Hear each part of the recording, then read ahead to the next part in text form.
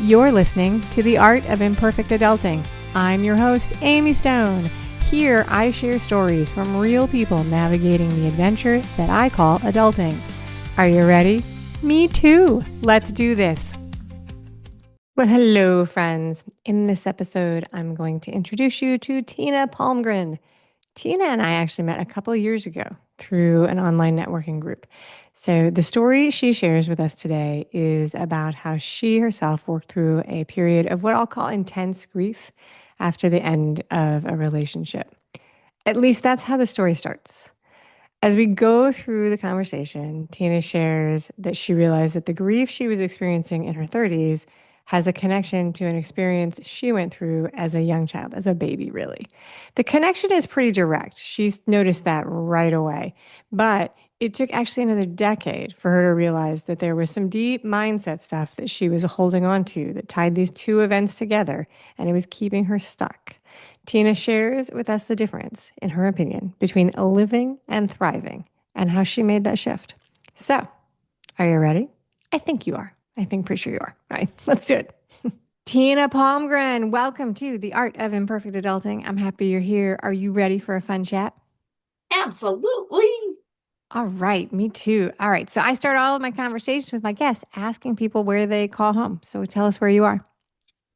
Well, I still call home Upper Michigan, although I'm in Stevens Point, Wisconsin now. Yeah, I know. Before we hit record, you confused me because you referred to somebody in the Upper Peninsula, and I said, "Wait a minute, that's Michigan." And you were, but I was like, I knew because you and I know each other a little bit that you're in Wisconsin. So there we go. So in a second, we'll get to the topic of the day, which is not my geographic confusion with the part of the world known as the UP. But what is a compliment or kind words that you have given somebody? It can be something small, could be earlier today. Well, I know it was somebody that had did something different with their hair, and I just really liked it. I know it was curly, and I don't remember what it was, but I liked how they redid their hairstyle, and it was just something different that usually it's up in a ponytail or whatever, and it just looked really great down. Very good. So you're just doling out compliments so often you're not even keeping track. I love to hear that. Yes, I do. I know. I love to hear it. All right. The topic of the day is we're going to talk about a time when you were working through like a particularly dark time in your life after a sudden relationship change, is what I'm going to start the conversation with. And then we'll walk through this, right? So are you ready to talk about that today? Yes. All right, very good. So you and I have actually known each other for a couple years online.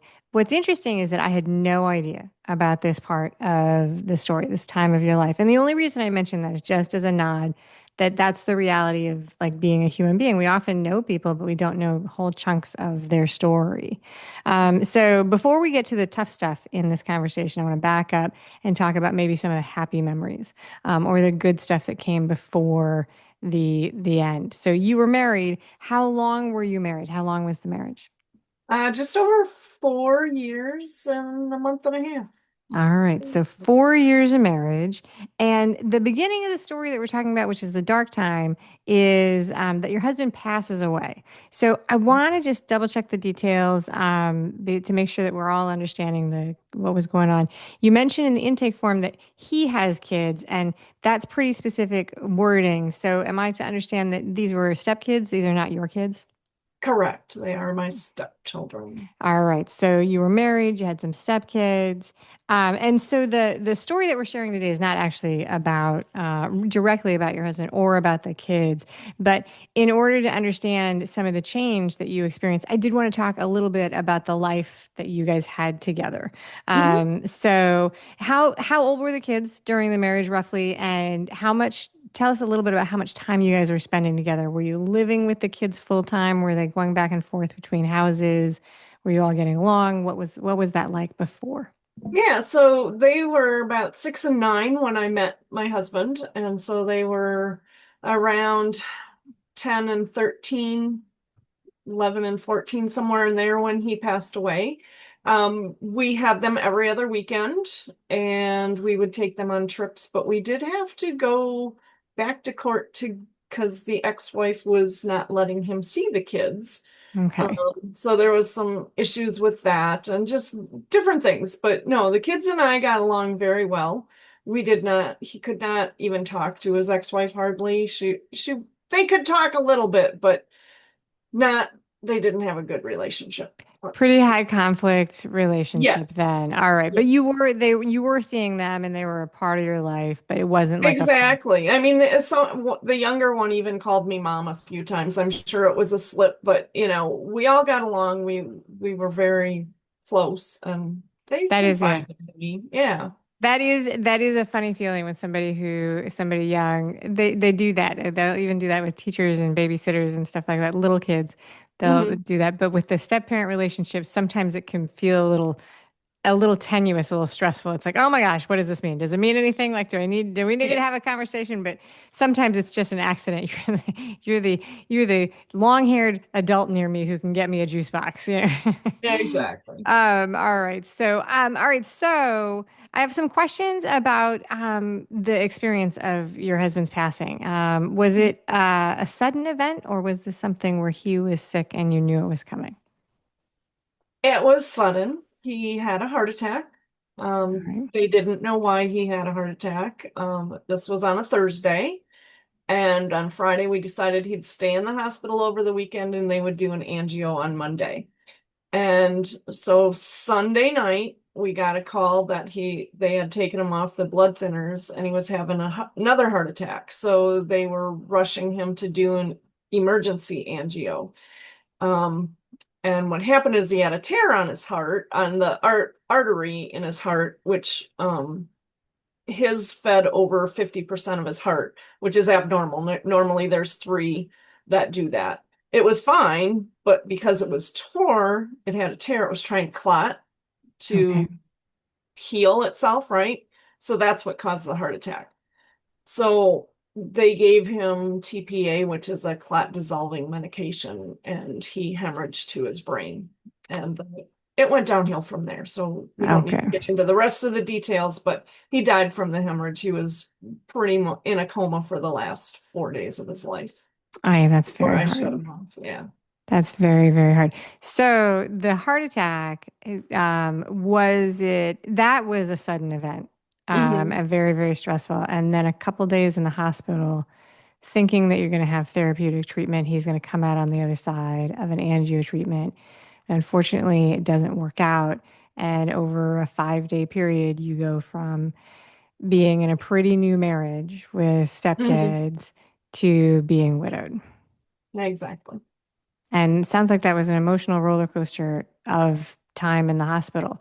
Is It was. ups and downs, Hmm. ups and downs. Oh my goodness. That is all right. So I have a guess for this, but I wanted to ask you this. I was raised that it's impolite to ask people how old they are. And you told me how old you were when this happened, and I could do the math. But tell us roughly how long ago this was, because it's not a fresh story. You're telling the story Yeah. from some time ago. It's been 26 years, but it still brings tears to your eyes and chokes you up. Yeah. Yeah. The kids are in their late 30s now and want nothing to do with me, and I understand that was from the ex-wife, but that's just the way it is. All right. So that's all right. So, but it's been quite some time. Everybody knows that grief is hard. And you Mhm. mentioned that it's still hard today. Like, and it's something we talk about all the time. But knowing that grief is hard, you were pretty young when you went through this. I don't know how much experience with direct grief you had.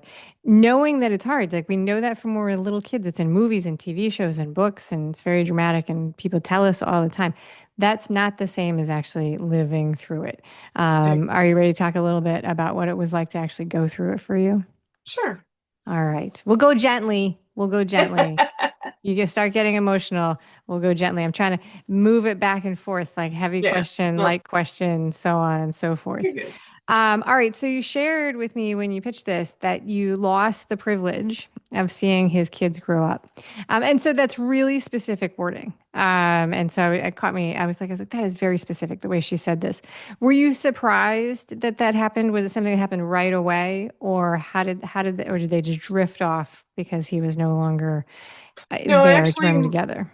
when my husband and I started dating, even before I met his kids, he had told me if anything ever happens to me, you'll never see my kids again.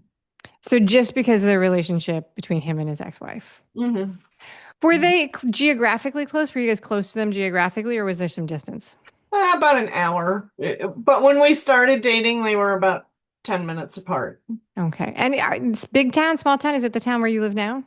No, it was over by the Twin Cities in Minnesota. Oh, so a pretty big city. So, all right. So that makes sense. So then, because if you were in a small town, like, and they live 10 minutes away, I would think that you'd have to work to not see them eventually. But this was a Exactly. Hmm. big city. All right. So as soon as that happened, they stopped coming around and you had been a part of their life for, at least 4 years, probably a little longer with Five, dating. yeah, over 5 years. Yeah. 5 years. Was that hard? It was very hard. But at the same time, I knew as a stepmom I didn't have any rights. Yeah. I also knew that no matter what I did, she wasn't going to let me see the kids. So I didn't fight for them like I probably would have had my husband not told me I'd never see him again. Yeah, yeah. And you had a lot of other stuff going on. Hmm. You had Hmm. a lot of other stuff going on. All right. So, is it fair to say that this started a pretty dark period of your life? Oh, definitely. Yeah. Yeah. All right. So, there's no rule about how old you're supposed to be when you're widowed, like at all. But I would say that you were pretty young when this I happened. was 31. Yeah. Yeah, I think that's that feels young. And did you know anybody else who had lost a spouse at that time? Did you have any support with like friends or community like that? No. Yeah. So, I went to a couple grief counseling things at a couple of the hospitals, but they were all older people that had been with their husbands or wives for 20 decades, and it's like I was like, that's not fair. You got that much more time than I got. And, I just couldn't relate. They didn't have young kids. They didn't lose their kids. They still had so I didn't know anybody that was like in my situation. Yeah, because one of the ways to look at it is that you not only lost your husband, which is an enormous thing, and that's that primary relationship is tough because they're your friend too. They're your Hmm. partner in life. You live together, but you also lost your family, your Insta family. So it was Yeah, a really dramatic change, even though it sounds like you and he had talked about it. Knowing something's going to be hard is not the same as experiencing the hard. So exactly. yeah, And I that's a met lot. my husband like a month after I moved to the Twin Cities. So, um, most of my friends were his friends, and they kind of quit coming around too because they didn't know what to say to you. Like they were all his friends beforehand, and they didn't want to upset me or anything. So I ended up kind of losing my whole circle, except for Wow. my family. My immediate family was about it. And was your family there, or were you separated geographically from your family? I had a brother that was 20 minutes away, and then a sister that was over an hour away, and then Okay. everybody else way farther. So, yeah. So at Nobody least a little really, bit of family. yeah, a little bit close. I could get there or whatever, and one of the good things that came out of it is my oldest sister is 20 years older than I am, and I never really knew her growing up because she had moved away.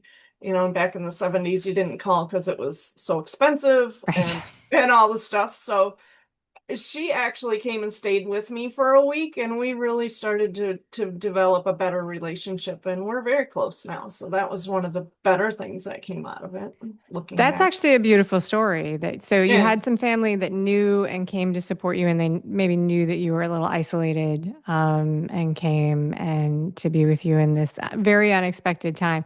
Sounds like though, like and this was a couple decades ago, so communication was different. Like you highlighted, like long distance calls were different and things like that. So when you were going through, he was in the hospital, Hmm. and you were home, that information flow would have been slow too, not as instant. So you would have been answering a landline, something is wrong. Well, actually, we did have cell phones You were had just cell coming phones. back out Okay. in 1998 they were just coming out. I did have one. Didn't work half the time, depending on where you were, it didn't matter because I broke down right after that on Christmas Eve, and where I was, of course, it didn't work. Didn't work. So, yeah, it was just kind of funny, but I was, once he went in the hospital, I was there pretty much the whole time. I Okay, would so go you home to take stayed. care of the cat, um, and sleep, but then I would go back.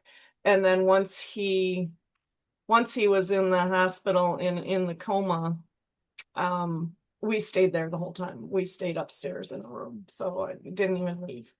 All right. So communication was instant because you were by his side. So it's the Yeah, other yeah. way. It's the other way. So this happens. It's a very emotional process. You're going through the grief and the processing of the grief and living your life.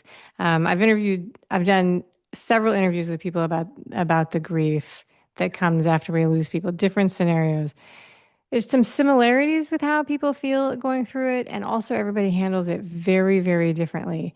Mhm. You say that you realized that you needed the courage to continue. Tell me a little bit about when you started to feel like it wasn't your grief was not going the way you wanted to, and why you picked the word courage.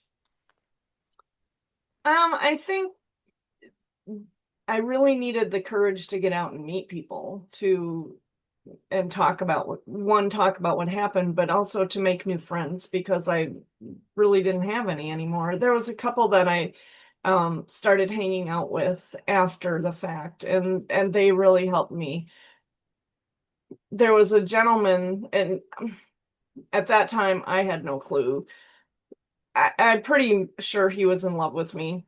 I, I was at the point, it was only like 5, 6 months after he died, if that, when he would take me out and we'd just go out and eat and talk and whatever. And he helped me so much because he was just there for me, just kind of got me out of my head and just chit chatted and whatever. But I wasn't I wasn't ready by any means. So Yeah. he helped me a lot. But then I worked with somebody that she just really makes me mad because we were really close friends beforehand. And I had kind of broken away before my husband died. But because him and I would go out, she would announce to everybody that we were sleeping together. And I'm just like, no, we're not. We're So just a little bit of friends. workplace drama. Yeah, and I was just like, and so another gentleman at the same office, his wife died. So him and I would go out and talk and have dinner so we didn't have to cook or whatever. And so then she said I was sleeping with him too. And I'm just like, I'm not sleeping with anybody. I'm sorry. I'm not even thinking about that because my brain ain't there, Yeah. So being accused of being a slut or whatever, not that I'm like, whatever. I have been in the past, we all have different stories, but it was very hurtful to be on top of just, I'm in grief and she's accusing me of sleeping with people because I went out with them. I was like, Yeah. that's weird. One of the things that goes with overwhelm, like grief is overwhelming. Mhm. That's the way we feel. And one of the things that goes with overwhelm is with the two things, right? One, we sometimes withdraw, like we pull back from the social parts of our life because we're exhausted and we can't do anything, right? And the other is the loneliness and the isolation. Mhm. They happen at the same time, which is like a weird thing. Like, so it's like you Right. feel very alone, you feel very isolated. In your case, this is grief of somebody who's a huge part of your social circle, and it's hard. So courage to get back out there and have social engagements. And then what I hear you sharing is that because this overlapped with a coworker, you feel like you were being penalized, socially penalized, because you were just looking for some companionship to not be alone, and Mhm. people were drawing conclusions. That doesn't Right. sound like it was tons of fun, to tell you the truth, Tina. No, it was not tons of fun. I also had a boss that told me that I was, how did she, well, let me get the words. She said her kids were suffering because my husband died. And I Oh, was like, okay, I don't even know your kids. So what am I doing to your kids that they're suffering? And her kids were 18. One was a senior in high school and the other was 13. And I'm like, how are your kids suffering because my husband died? I'm not getting the connection. So it was a very tense workplace with my boss because she just didn't understand, or I said, if I'm crying, please just tell me it's going to be okay.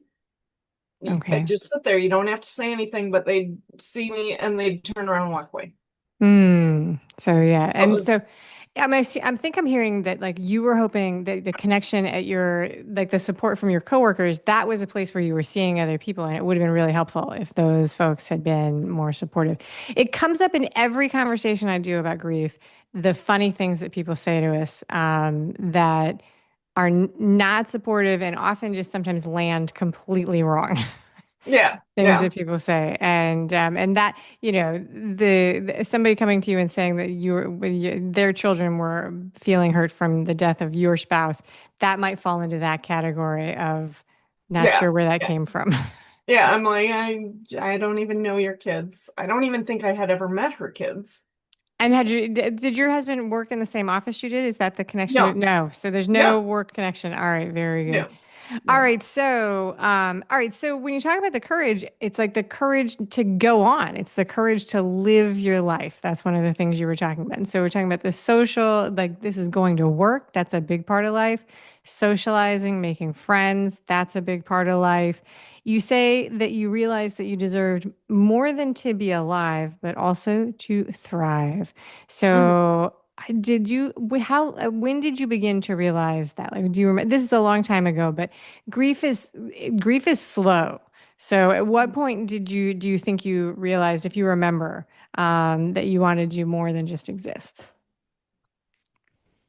Well, I'm thinking in two different contexts. So I also had open heart surgery when I was a baby. And Okay, yeah. and I always heard you're lucky to be alive growing up. So I took that and owned it and said you don't deserve, right? So you don't deserve happiness, to thrive, to be abundant, to whatever. And didn't know that I incorporated that into my whole life. Who are you? You're alive. What more should you shouldn't want? You're Okay. alive. So that, and then abandonment, because of that open heart surgery, I was left at the hospital for 6 weeks because back in the 60s, parents did not stay. And we didn't know the trauma that that brought on to people after, psychologically. And so when my husband died, that brought back the abandonment issues Yeah. that I had. And I had other things in between there that had kept happening that I didn't know about yet, right? But you still, your mind goes back because you know. And so it took me another, I think I was about 48 when I really realized, oh, I'm holding this "you're lucky to be alive" thing, and really go. But it was about a year and a half after my husband died that I was really starting to move on. I had met Okay. somebody else, and he knew my husband. It was my brother's friend. And then I was finally starting to say, okay, because he showed interest, and I felt okay with it by then. And I was like, it would get me out of where I was, right? Because I ended up moving from the Twin Cities to Stevens Point, Wisconsin, and it just took me out of a whole depressing thing that I would relive all the time into Okay. being a fresh new start, really. So there's a lot. Okay, so you did, Yeah. yes. So you had, as a baby, you had open heart surgery, and Mhm. that's one of those messages that people say with such a good intention. Yeah, It exactly. sounds so sweet. You're lucky to be alive. Well, true, right? Better than the alternative, of course. But at the same time, it got turned around in the way you were living your life, in that all I should be grateful for is the alive part. I can't ask for any more. Okay. Exactly. That's Exactly. really interesting. Okay, so you already had that going into all of your adulthood and your relationships. You get married. It's a heart disease and heart attacks. That's a pretty common thing, but it is an interesting parallel in your life that then you lose your husband to a heart Mhm. attack, and then he is going through a surgery and doesn't make it, is not as lucky. Yeah. You go into pretty, grief, loneliness about a year and a half, and you begin to come sort of back to the surface and rebuilding your basic life.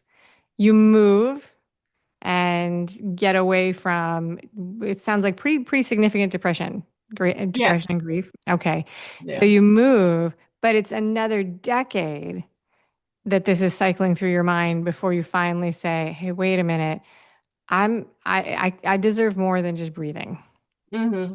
I Exactly. deserve more than that." Okay, so thriving, let's talk a little bit about as you're going through this then you're now in your fourth decade of life. I don't know if I did the math right there, but Yeah, is that right? Okay. getting there. Okay, so and then you begin to say, like, okay, so you begin to say, I want to thrive, not just live my life. What give us an idea of what you, in your opinion, in your mind, as you're working through this, what is the difference, some of the differences between living and thriving? Thriving to me is enjoying life again and Okay. really enjoying what you do, doing what you love. So I love to work out. Most people are like, I hate working out, but I love to lift weights because I can feel the muscle. It makes me feel like I'm alive, right? And more Okay. than just one way. Um, Enjoying golf, being with family, just having laughing. Oh my God, laughing was so much fun. So we did have a really funny story when we were in the hospital. It, Kurt's youngest or Pete's youngest son gave me a little football and I carried it around and I was pushing on my chest for an entire day. And when we went to bed that night, I was having chest pains and with my open heart surgery, everybody's thinking, oh, heart attack for her too. So we go down to the ER because we're staying at the hospital. We go down to the ER and my mom and I, neither of us put on a bra, and my other sister does, and she didn't really need one, but we always laugh about that. And so we're in this little curtained ER section and they have me patched up and they have the little oxygen thing. And, he's like, oh, your rhythm's funny. And I'm like, well, it would be. I had open heart surgery and blah, blah, blah. And, and they all left. And there was this lady in the next curtain room that had her bra sitting on the table. And my mom goes, Linda, grab that bra. And we started laughing and we got the giggles and we could not stop. And my sister was like, would you two shut up? And we were just laughing. And the doctor finally came in over about 15 minutes later and we're still laughing. He's like, what is going on in here? And we didn't really tell him that part, but I'm like, you know what? We're all good. I'll be upstairs. If something happens, I'm in the hospital. I'll sign a release, whatever I got to do. But obviously, I'm fine. If I was having a heart attack, you guys all would have been here. So they Yeah. let me go. But it was just, we laughed so hard about that bra because my mom and I didn't have one on. And And she here, told you to grab one. yeah. And here's this bra on the next table. And we were just giggling so But hard. nobody took it. You didn't take a stranger's bra home. No, we didn't take the Okay. stranger's bra, but we were laughing about it and just could not stop laughing about it. It is. So it was top of mind. You're concerned about your own health. You're at a state of agitation. That Right. if you're pushing on your chest, you don't die together. Oh, this might hurt because I was pushing on this. I was holding on to this Yeah, I toy ended all up day. tearing, I pulled all the muscles that attach to the rib cage. So every time you breathe, it hurt. Ah, my goodness. Oh, my goodness. All right.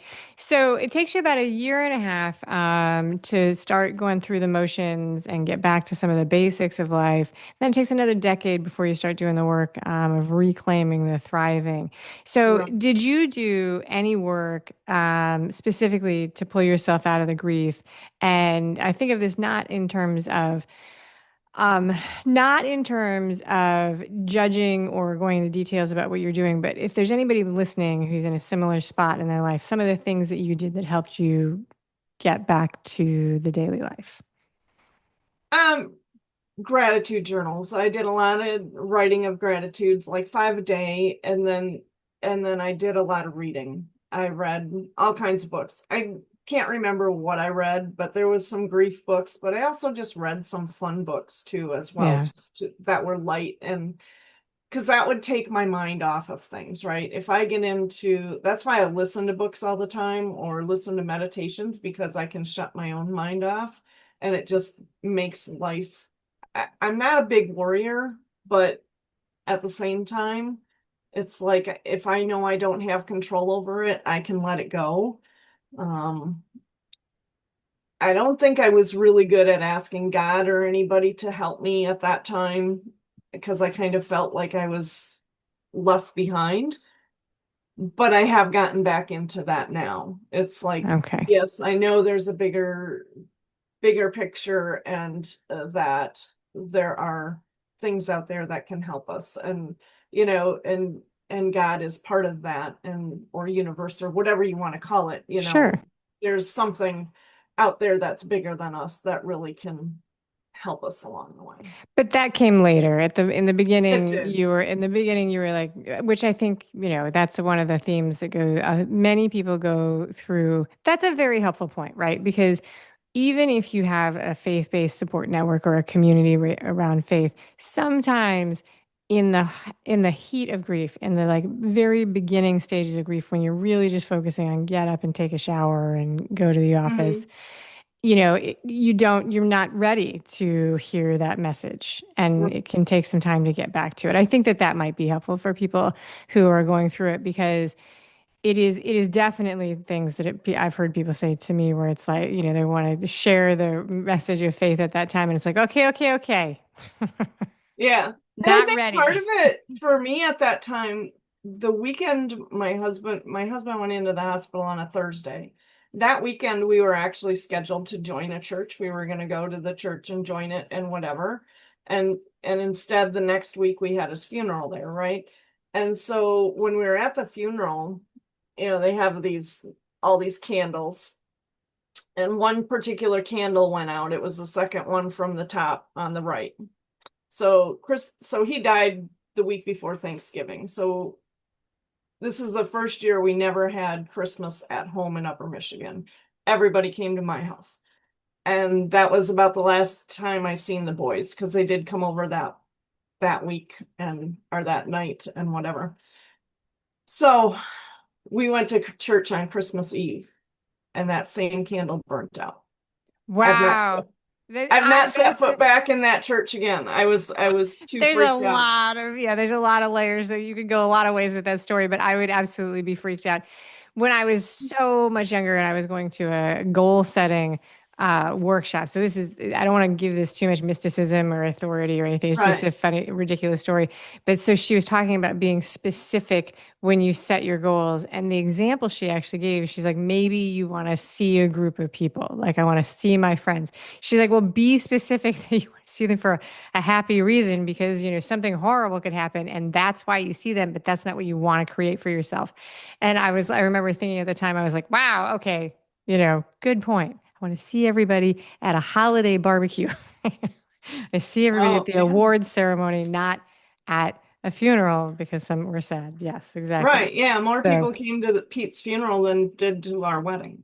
oh, well, okay. Yes, that's a, Well, his funeral was huge. I mean, we had a small wedding and it was meant to be small, but that's what I was thinking. I was like, you could have just, but at the same time, a lot of people couldn't come to the wedding. Like my cousins, her daughter was just born, so she had a newborn. I think it was yeah. like 2 weeks old, and so I understood they couldn't come, but like the rest of the family didn't come, the other cousins, and so it was just like mostly his friends, and then my immediate family and some coworkers that I knew. Um, but at the funeral, there was people from his work, people from his school, because he was from there. So there are all kinds of people I didn't even know. And what was Yeah. really funny is my brother walked in and walked up to this older gentleman who was Pete's ex-wife's dad. My brother and him had known each other for years because they worked together at 3M. That's fun. That's And fun. we didn't know that we were somehow interconnected. It was, Interconnected. All right. yeah. All right. So a decade after this, you begin to really do the mindset work on what's Mhm. getting in the way of thriving, and you begin to lean into it, and find joy, working out, golf. What other things? What other things are thriving for you? I went back to bartending. So I was married at this time, and I wasn't happy in my second marriage. And even the day I got married, my gut said, "Do you really want to do this?" And I didn't listen.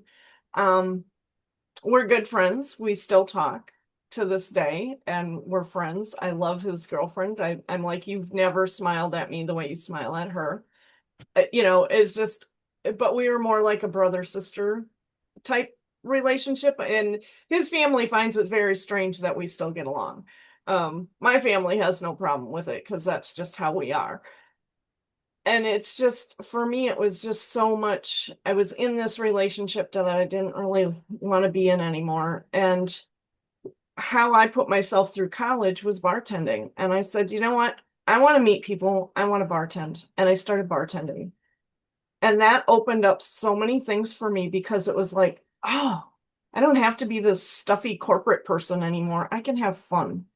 Okay. I can give people crap and, you know, just shoot the bull with people and have fun. And I can run my business that way. I don't have to have it be, oh, you got to do this and this and this and that, you know. No, let's make it fun. Yeah. All right. So a part of thriving sounds like that, everyday life can be enjoyable. It doesn't have to be, everything doesn't have to be rooted in just, step by step by step, grueling Right. work. All Yeah. right. No, you Very want good. to have fun. If it's not fun, why do it? There you go. So this is a long journey. So we've talked about like this goes all the way back to when you were a baby, and then you have this very extreme experience when you're in your 30s. It actually takes about a decade to work through, but it takes you through that. Tell us, in a minute, we're going to do the final fun questions, but tell us what you do. Tell us about what you do now. And you mentioned you have a business and and I know you bartend, but tell us about your business that you do now so that everybody knows what you do.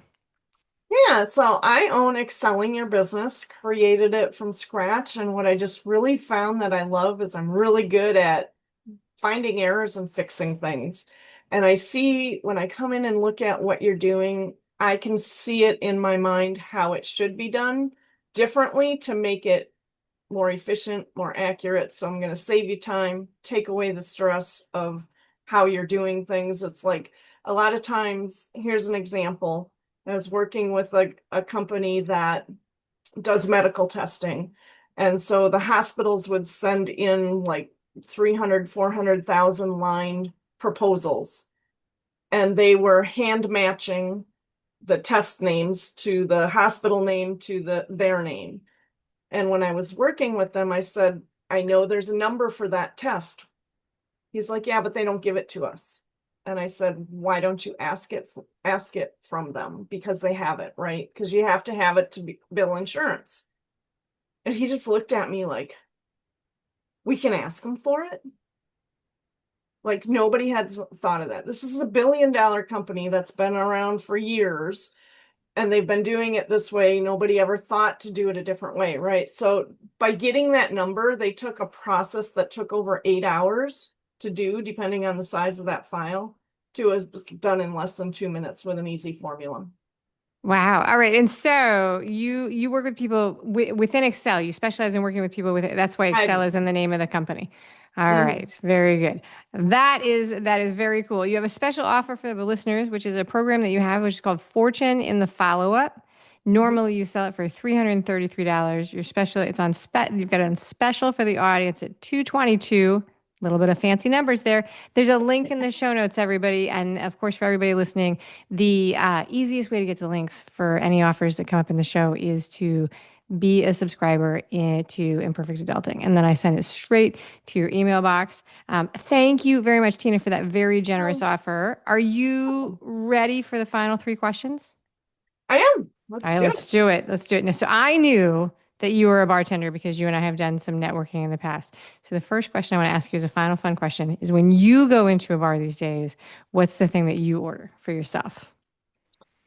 Well, if I'm not gonna able to make my own drink, I usually just order beer because then I know exactly what's in it. I don't like being over poured because that happens, and I know I have this. If I'm drinking hard alcohol when I'm out, I won't stop. Okay. So I just drink beer. All right. So if you won't let anybody else make you a cocktail. If you're going to have a cocktail, you're making it yourself. All right. Exactly. That's I get it. I get it. That's so good. I have it like there's other it's like when you go to someplace and you're not sure what the quality of things are. I'm like, okay, I'm going to pick something cold. I will have a diet soda. I'll have a cold Yeah. soda. Like it's like don't give me anything complicated. Something that comes out of a bottle, Cold. Yeah. There we go. All right. So you mentioned that you like to listen to books. So I'm going to ask you, like, if you remember any of the recent books you've read that you would recommend to somebody else. Oh boy. A fun one. And this is a whole series, and you don't have to listen to them in order. It's Janet Ivanovich, and Stephanie Plum is I love those. the Yeah. character. Oh my God, they're just so freaking funny. I love to listen to her, and usually I'll listen to it a couple times just because you miss something around but they're hilarious. All right. So I love them too. That's one of the very, like, so I will, when they are released, I will like pre-order those books. I've probably read or listen to all of them. Who's your favorite character? So this is a series of books that goes and it's got this bail bondsman named Stephanie Plum, and she goes on adventures, and it's full of crazy characters. I also love them. Who's your favorite character from like the series? Oh, I'm gonna have to say. Now I can't come up with. I want to say Ranger. Is that his Okay, name? Ranger. Yeah, no, Yeah. Rangers. Yeah, It's Rangers. like, The guy yeah, all in because black. he's the dark, mysterious, handsome guy, Right, right. little not does things a little behind the scenes that maybe he shouldn't, but at the same time, it's always in for the right reason. I'm a big fan of Grandma, like her grandma. Yeah, That's Graham's such hilarious. a good character. And then also Lula. Yeah. Those are Lula's my, an I amazing was character. totally I was like, go for Lulu, go for Lula. All right, very, I do like Lula though, because she's always fun and just just a character that is memorable. yeah, You can see exactly. when because she always talks about her outfits and her hair, and it's just like you can just picture it. You're just like, oh God, no, don't bend over. Oh my goodness. Yes, yes. No, that's a whole theme in the descriptions of yes. People who have not read these books are like, what are they talking about? It's one of my favorite series. It's one of those things where she does it. These numbers are in the title. So she's numbering them. So like, it's like Lucky 22 and the next one comes out. They've been out Yeah. for years. I've been reading them for years, and they will sometimes make me just chuckle out loud. And it's an easy read, exactly like what you're talking to. If you're stressed out and you pull one of these, it does not take a lot of brain power to read these books. Right. Really, really just adventures. So, absolutely. All right. So, off the topic of book reviews, but I do love them. Great recommendation. When you like to take vacations, do you like to travel a long way away from home to go to like an exotic, faraway location? Or are you a person who sticks to your nearby stomping grounds? Oh, I like to travel everywhere. So I enjoy traveling near and far. I guess the thing that I don't like to do is have everything planned out because I want to be able to talk to the locals. Okay. They're going to have secret places to go that other people don't typically go, or just I want to get a flavor of what it's really like to live there, not just the tourist areas. So So wherever you go, you're looking for the local scene. exactly, Yeah, because they're gonna know what's your favorite bar. It's not gonna be the tourist bar. It's gonna be some little hodink bar that you're gonna go in and just meet the characters that live there, just like in the movie books or in the books. It's just like let's meet the real people of the area, and 100%. I always think that's fun. That's And good. so, yeah, I love to plan a little bit, but you got to have room for impromptu and spontaneous stuff because that's the whole point of a trip to me. I love it. There's a story. I always throw one of my kids under the bus with this story because we were traveling somewhere and we'd been there several days. And my kid came to me and he's like, "Why are we in all the touristy spots?" And I live in Miami, which is a tourist place, but like I'm a local here, so we only go to the tourist places when on purpose, Nobody's in right? town. Yeah. And or if people are there, we're like always taking our local shortcut. But he's like, "Why are we going to the touristy places?" And I was like, I hate to spoil this for you, but we are a tourist here. I don't know where the local places are. The reason I'm taking you to the tourist places is because we are on vacation. We are the tourists in this situation." And he's like, "Oh, okay." Yeah, that's true. That's true. Yeah, I he mean, was. I've not even been to some of the things up home where I grew up. There's tourist areas that I'm like, I've never been there. You gotta go Yeah. there. So now I gotta go back home to go there. There you go. Well, that's it, Tina Palmgren. Thank you so much for being an amazing guest today on the show. Oh, thank you, Amy. I enjoyed it so much. Thank Thank you for listening today. I hope that you enjoy the show, and before I go, I want to encourage you to become a bigger part of the conversation. Obviously, subscribe wherever you're listening to the show. Listen to more episodes. That'd be great. Again, please write a review and tell your friends about the show. That truly is a great help for getting the show in front of new people. Okay, but more fun for you yourself, head over to imperfectadulting.com and join the email community. You'll get some free stuff right away, and that way you'll begin to get the emails about the podcast. This includes the links for the special offers from the guests, and it's the only way to get that. Also, if you aren't in the mood to listen, I actually include an article directly in those emails. Whee! Now, if you love this and you crave more time with me, Amy, as a coach, a mentor, or just adultier adult, numero uno, check out The Village. If you have a story you want to share with the listeners, I'd love to hear from you. I have an open application. Just let me know you want it. And that's a wrap for today. Until next time, remember, the journey is the destination. Ralph Waldo Emerson said that, not me. Well, until just now, I did just say it. But what I want you to hear today is that if your adulting journey isn't going the way you expected, that may not mean that you're lost. It may just mean that you're on your way. This is Amy Stone, signing off.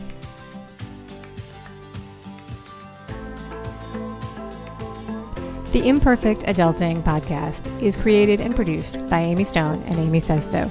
Anything expressed on this show is offered as entertainment, and the views of the guests may not always represent the ideas and viewpoints of the host. That's me.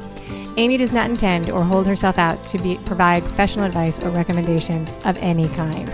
In the end, you and you alone need to make those kinds of decisions based on your personal and individual situation, needs, circumstances, and comfort level.